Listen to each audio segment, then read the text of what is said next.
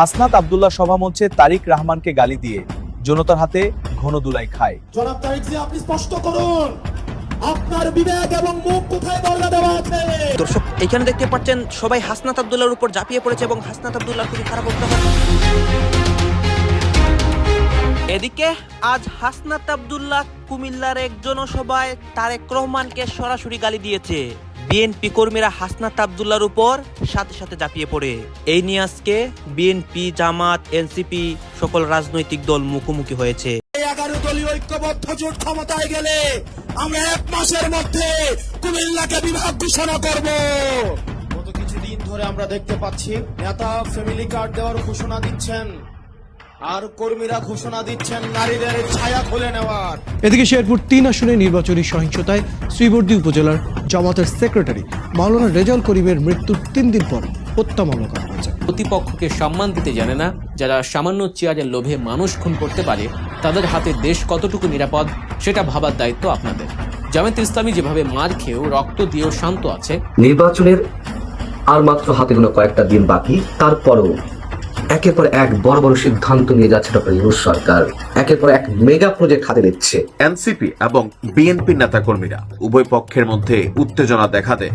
এরপর শুরু হয় পাল্টাপাল্টি, ধাওয়া পাল্টা ধাওয়া। এনসিপি নেতা হাসনাত আব্দুল্লাহ তারেক রহমানকে নিয়ে কটূক্তি করেছিল একটি জনসভায়। তারপর এনসিপি এবং বিএনপি কর্মীদের মধ্যে মুখোমুখি ঝামেলা শুরু হয়ে যায়। দর্শক শ্রোতা, কুমিল্লাতে বর্তমানে হাসনাত আব্দুল্লাহ, অন্যদিকে জামাতে আমির, তারা একসঙ্গে জনসভায় বক্তব্য দেন। সেই বক্তব্যকে কেন্দ্র করে আজকে দেশে একটা নতুন পরিস্থিতি তৈরি হয় এবং বিএনপি কর্মীরা অ্যাকশন নেয়। দর্শক শ্রোতা, আপনারা সম্পূর্ণ ভিডিও দেখবেন। হাসনাত আব্দুল্লাহর অবস্থা এবং দেশের রাজনৈতিক পরিস্থিতি সবকিছু দেখতে পারবেন এই একটি ভিডিওতে। জনাব তারিক জি, আপনি স্পষ্ট করুন আপনার বিবেক এবং মুখ কোথায় বর্গা দেওয়া আছে। গত দীর্ঘ 17 বছর বিএনপি জামাতের অসংখ্য নেতা কর্মী গুম হয়েছে, খুন হয়েছে এই রাষ্ট্র ব্যবস্থা সংস্কারের জন্য। আজকে যখন রাষ্ট্র ব্যবস্থা সংস্কারের সুবর্ণ সুযোগ তৈরি হয়েছে, অত্যন্ত পরিতাপের বিষয়, কিছুদিন হয়তো পরে আমরা শুনতে পাবো হাসিনা ছাড়া ফ্যাসিবাদ ব্যবস্থার সবকিছুই আপনারা রেখে দেন। শুধু এই কথাটা হয়তো লজ্জায় তারা বলতে পারছে না। হাসিনা ব্যবস্থার বিচার ব্যবস্থা ভালো, হাসিনার পুলিশ ভালো, হাসিনার প্রশাসন ভালো, কেবলমাত্র হাসিনাই ভালো না। আজকে আপনারা হাসিনার সবকিছুকেই টিকিয়ে রাখতে চাচ্ছেন। এই তরুণ প্রজন্মের কাঠগড়ায় আপনাদেরকে দাঁড়াতে হবে। অসংখ্য লক্ষ তরুণ প্রজন্ম যারা প্রধানমন্ত্রী হইতে আসে নাই, শুধুমাত্র এই দেশটাকে ভালোবেসে রাস্তায় নেমে এসে বুকের তাজা রক্ত ঢেলে দিয়ে হাসিনাকে ভারতে পালাতে বাধ্য করেছে। যারা হাসিনার ব্যবস্থা টিকিয়ে রাখতে চাইবে, আমার ভাই আবরার ফাহাদের মতো, আমার ভাই হাদির মতো, আমার ভাই আলিফের মতো আমরা যুগে যুগে রাস্তায় নেমে আসবো ইনশাআল্লাহ।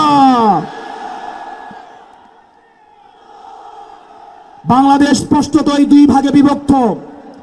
এক ভাগ গোলামীকে বরণ করার জন্য প্রস্তুত হচ্ছে, আরেক ভাগ আজাদির পক্ষে অবস্থান নিয়েছে। এক ভাগ ভারতীয় আধিপত্যের কাছে মাথা নত করেছে, আরেক ভাগ ভারতীয় আধিপত্যের বিরুদ্ধে বিদ্রোহ ঘোষণা করেছে। আমরা জানি আমাদের পথটা লম্বা, আমাদের এই লড়াইটা অনেক দীর্ঘ। আমাদেরকে আবার সুপ্ত, গুপ্তর এই ধরনের তৃতীয় শ্রেণীর ভাষা দিয়ে আবার হত্যাযোগ্য করে তোলার ষড়যন্ত্র করা হচ্ছে।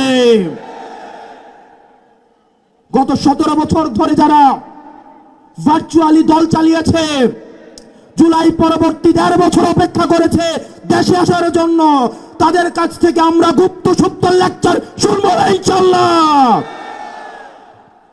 প্রিয় কুমিল্লাবাসী, আমরা আঞ্চলিক বৈষম্যের শিকার। কুমিল্লা, আমরা মাইক্রো ইকোনমি আমাদের সমৃদ্ধ। আমাদের রেমিটেন্স যোদ্ধা ভাইয়েরা বিদেশে মাথার ঘাম পায়ে ফেলে কুমিল্লার অর্থনীতিকে সমৃদ্ধ করেছে। আজকে আমির সাহেব এখানে আসছে, কুমিল্লার রাস্তাঘাটে চললে মনে হয় আমরা বাংলাদেশে কোথাও নাই, আমরা আফ্রিকার কোনো এক দুর্ভোগ কোনো এক অঞ্চলে আমরা রয়েছি।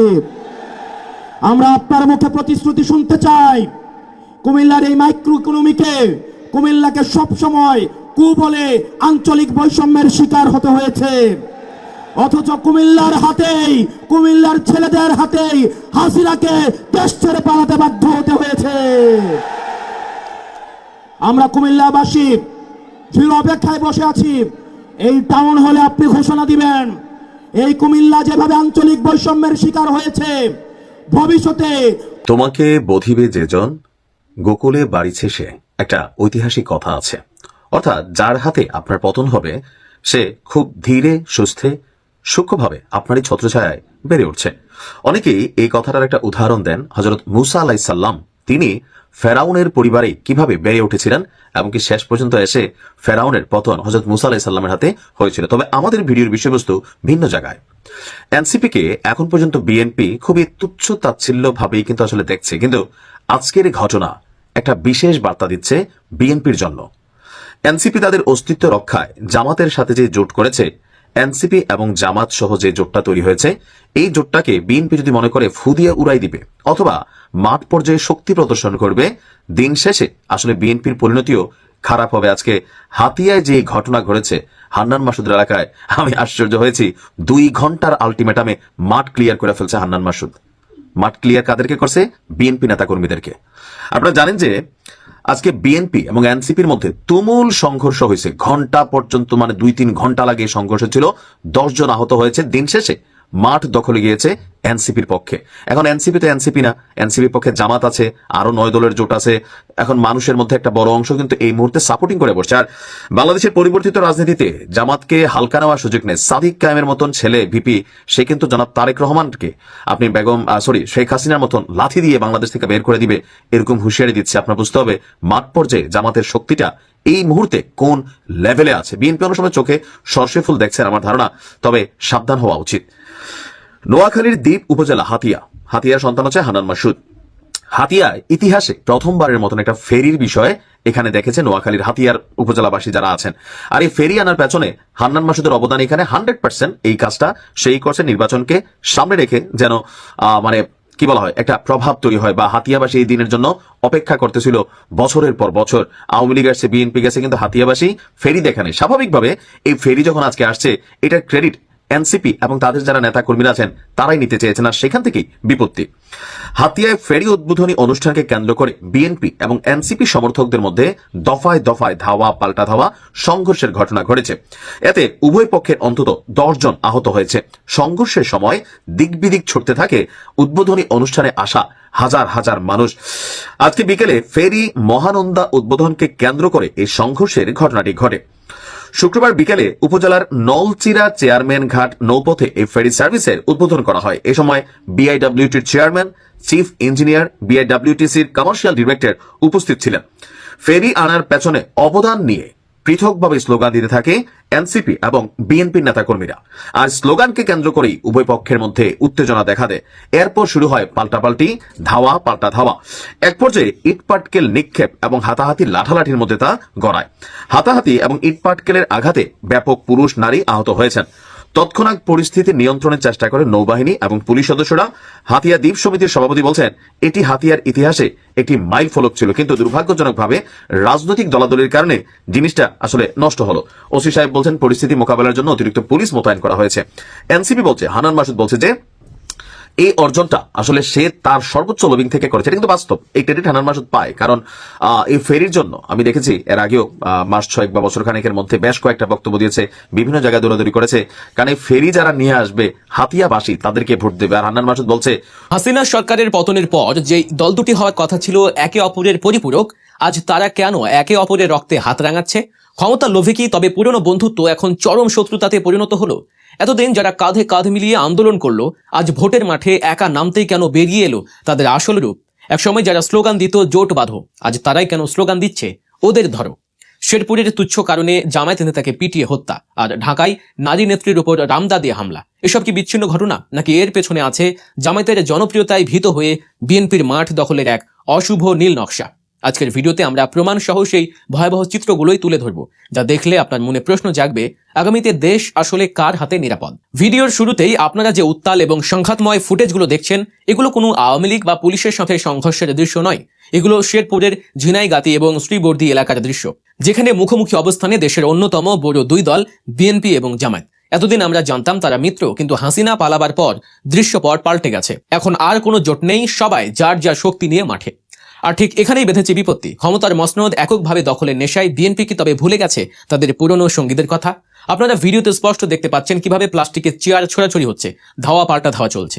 ঘটনার সূত্রপাত শুনলে আপনি অবাক হবেন। শেরপুর 3 আসনে নির্বাচনী ইস্তেহার পাঠ অনুষ্ঠান, প্রশাসনের আয়োজনে সব দলেরই সেখানে থাকার কথা, কিন্তু বিপত্তি বাধে বসার জায়গা নিয়ে। মঞ্চের সামনের সারিতে বসা নিয়ে তর্কে জড়ায় বিএনপি ও জামায়াতের কর্মীরা, আর সেই সামান্য তর্ক রূপ নেয় রণক্ষেত্রে। ফলাফল অত্যন্ত মর্মান্তিক। এই সংঘর্ষে প্রাণ হারান শ্রীবর্দী উপজেলা জামায়াতের সেক্রেটারি রেজাউল করিম, একজন রাজনৈতিক নেতা যিনি হয়তো স্বপ্ন দেখতেন একটি সুন্দর বাংলাদেশের। তাকে জীবন দিতে হলো সামান্য চেয়ারে বসা নিয়ে দ্বন্দ্বের জেরে। ভিডিও ফুটেজে আপনারা দেখেছেন কিভাবে লাঠি সোটা নিয়ে আক্রমণ চালানো হয়েছে। জামায়াতের অভিযোগ, বিএনপির প্রার্থী মাহমুদুল হক রুবেলের উপস্থিতিতে এবং উস্কানিতেই তাদের নেতাকর্মীদের উপরে বর্বরোচিত হামলা চালানো হয়। এখন প্রশ্ন হলো, একটি চেয়ার কি মানুষের জীবনের চেয়ে দামি? জামায়াত ইসলামী তো সেখানে মারামারি করতে যায়নি, তারা গিয়েছিল ইস্তেহার পাঠ শুনতে। কিন্তু বিএনপি কর্মীরা কেন এতটা অসহিষ্ণু হয়ে উঠল? তারা কি জামায়াতকে সমান রাজনৈতিক শক্তি হিসেবে মেনে নিতে পারছে না? রেজাউল করিমকে যেভাবে পিটিয়ে এবং ধাওয়া করে হত্যা করা হলো, তাকে কোনো গণতান্ত্রিক দলের আচরণের মধ্যে পড়ে? শেরপুরের এই ঘটনা কিন্তু কোনো বিচ্ছিন্ন ঘটনা নয়। একটু পেছনের দিকে তাকালে দেখবেন ঢাকা 8 আসনেও কিছুদিন আগে একই চিত্র দেখা গেছে। সেখানে জামায়াতের এক নারী নেত্রীর মাথায় রামদা দিয়ে অভিযোগ উঠেছিল স্থানীয় যুবদল ও বিএনপি কর্মীদের বিরুদ্ধে। ভাবুন তো একবার, যে দলের কর্মীরা একজন নারীর গায়ে হাত তুলতে পারে, তারা ক্ষমতার স্বাদ পেলে সাধারণ মানুষের সাথে কি আচরণ করবে? বিএনপি হয়তো ভেবেছিল আওয়ামী লীগ নেই, এখন পুরো মাঠ তাদের। কিন্তু জামায়াত ইসলামী যখন আলাদাভাবে নির্বাচন করার ঘোষণা দিল এবং তাদের জনসমর্থন যখন দৃশ্যমান হতে শুরু করলো, তখনই বিএনপির কিছু নেতার মাথা খারাপ হয়ে গেছে। তারা জামায়াতকে এখন আর বন্ধু নয়, বরং পথের কাঁটা মনে করছে। আর তাই যেখানেই জামায়াতের প্রোগ্রাম, সেখানেই হামলা, সেখানেই বাধা। শেরপুরের ঘটনায় বিএনপি প্রার্থী রুবেল দাবি করেছেন তাদের লোক কম ছিল, জামায়াতই নাকি হামলা শুরু করেছে। কিন্তু বাস্তবতা কি বলছে? ভিডিও ফুটেজ এবং স্থানীয় ভাষ্য মতে জামায়াত নেতা রেজাউল করিমকে টার্গেট করে আঘাত করা হয়েছে। আর যদি বিএনপি দোষ নাই থাকবে, তবে কেন্দ্র থেকে কেন তড়িঘড়ি করে শেরপুর জেলা বিএনপির কমিটি স্থগিত করা হলো? কমিটি স্থগিত করা কি পরোক্ষভাবে অপরাধ স্বীকার করে নেওয়া নয়? বিএনপি কেন্দ্রীয় নেতৃত্ব হয়তো বুঝতে পেরেছে তাদের তৃণমূলের এই আগ্রাসী আচরণ দলের ভাবমূর্তি নষ্ট করছে, কিন্তু ততক্ষণে তো একটি মায়ের বুক খালি হয়ে গেছে। একটি দল তাদের প্রিয় নেতাকে হারিয়েছে। জামায়াত ইসলামী কিন্তু এই হত্যার পরেও চরম ধৈর্যের পরিচয় দিয়েছে। তাদের নেতা নিহত হওয়ার পরেও তারা পাল্টা কোনো সহিংসতা ছড়ায়নি। তারা প্রশাসনের কাছে বিচার চেয়েছে, আইনি লড়াইয়ের কথা বলেছে। শ্রীবর্দী এবং ঝিনাইগাতিতে তাদের হাজার হাজার কর্মী শোক মিছিল করেছে, কিন্তু কারো ওপর হামলা করেনি। এই যে রাজনৈতিক শিষ্টাচার এবং সংযম, এটা কি প্রমাণ করে না যে জামায়াত সংঘাত নয়, শান্তিতে বিশ্বাসী? অন্যদিকে ভিডিওতে আপনারা দেখেছেন বিভিন্ন জায়গায় জামায়াতের পোস্টার ছিঁড়ে ফেলা হচ্ছে। গলা টিপে ধরা বা দেখে নেয়ার মতো শব্দগুলো এখন রাজনীতির মাঠে নিয়মিত হয়ে দাঁড়িয়েছে। কিন্তু কেন এই ভীতি? বিশ্লেষকরা বলছেন, দীর্ঘ 15 বছর আওয়ামী লীগের দুঃশাসনের বিরুদ্ধে বিএনপি এবং জামায়াত একই সাথে লড়াই করেছে। কিন্তু এখন যখন ভোটের সময় এসেছে, তখন বিএনপি বুঝতে পারছে জামায়াতের ভোট ব্যাংক এবং সাংগঠনিক শক্তি তাদের একক বিজয়ের পথে বড় বাধা। বিশেষ করে তরুণ প্রজন্মের কাছে এবং ধর্মপ্রাণ মানুষের কাছে জামায়াতের যে গ্রহণযোগ্যতা তৈরি হয়েছে, তা বিএনপিকে ভাবিয়ে তুলেছে। আর এই ভীতি থেকেই তারা বেছে নিয়েছে সহিংসতার পথ। তারা চাচ্ছে জামায়াতকে ভয় দেখিয়ে মাঠ ছাড়া করতে। কিন্তু ইতিহাস বলে, আদর্শিক রাজনীতি করা দলকে পেশি শক্তি দিয়ে দমানো যায় না। রেজাউল করিমের রক্ত কি বৃথা যাবে, নাকি এই রক্ত জামায়াতের কর্মীদের আরো ইস্পাত কঠিন করে তুলবে? নির্বাচনের আর মাত্র হাতে গোনা কয়েকটা দিন বাকি, তারপরও একের পর এক বড় বড় সিদ্ধান্ত নিয়ে যাচ্ছে ডক্টর ইউনূস সরকার। একের পর এক মেগা প্রজেক্ট হাতে নিচ্ছে। কারণ কি আসলে? এর পেছনে পশ্চিমাদের বিশেষ কোনো স্বার্থ সংরক্ষণের চেষ্টা রয়েছে, নাকি সরকারের বিশেষ কোনো মহলের বড় কমিশন বাণিজ্য রয়েছে, নাকি অন্য কোনো বিশেষ ডিজাইন মাথায় নিয়েই ইউনূস সরকার এগিয়ে চলেছে? অর্থাৎ ক্ষমতা দীর্ঘায়িত করা যেতে পারে, সেই ধরনের কোনো প্ল্যানিং নিয়েই এই সব কিছু সিদ্ধান্ত নেওয়া হচ্ছে অনেক বিতর্ক বা সমালোচনার পরেও। আমি কয়েকটা উদাহরণ তুলে ধরি আপনাদের সামনে। অনেক বিষয় আছে, তার মধ্যে কয়েকটা উদাহরণ তুলে ধরি। যেমন বিমান বাংলাদেশ এয়ারলাইন্সের জন্য 14টি বোয়িং উড়োজাহাজ কেনার বড় একটি ক্রয় প্রক্রিয়া দ্রুত গতিতে এগিয়ে যাচ্ছে। বোয়িং বিমানের নির্মাতাকারী প্রতিষ্ঠান কারা সে তো আমরা জানি, যুক্তরাষ্ট্রের। চট্টগ্রামের মিরেশ্বরায় ভারতের জন্য আওয়ামী লীগ যে 850 একর জমি বরাদ্দ দিয়েছিল ইকোনমিক জোন গড়ে তোলার উদ্দেশ্যে, ভারতীয় ব্যবসায়ীদের এখানে বিনিয়োগের আকৃষ্ট করা যেটি মূল উদ্দেশ্য ছিল, সেটি ইউনূস সরকার বাতিল করেছে। করতেই পারে, সেটি নিয়ে আমাদের কোনো আপত্তি নেই। কিন্তু দর্শক শ্রোতা, আপনারা তো দেখলেন এখানে কি কথা হচ্ছে। বাংলাদেশের রাজনৈতিক প্রেক্ষাপট নিয়ে অনেক বক্তব্য দেখিয়েছি এবং হাসনাত আব্দুল্লাহ তার বক্তব্যের মধ্যে কি কি বলেছে তারেক রহমানকে নিয়ে, এবং তার যে অনেক কথার মাধ্যমে অনেক উত্তেজনামূলক কথা সাধারণ মানুষের সামনে সভামঞ্চে দাঁড়িয়ে বলেছে, সেইটার জন্যই কিন্তু দর্শক শ্রোতা দেশে আজকে নতুন একটা পরিস্থিতি। আপনারা সম্পূর্ণ ভিডিও দেখেছেন যে এখানে কি কি কথা হয় এবং এই বিষয়গুলো নিয়ে দর্শক শ্রোতা আপনাদের মন্তব্য কি? আপনাদের মন্তব্যটা অবশ্যই আপনারা আমাদের কমেন্ট বক্সে লিখে যাবেন। আর হ্যাঁ, তখন আপনাদেরকে আমরা যা কিছু দেখেছি সব কিছু আমরা সোশ্যাল মিডিয়া থেকে সংগ্রহ করেছি।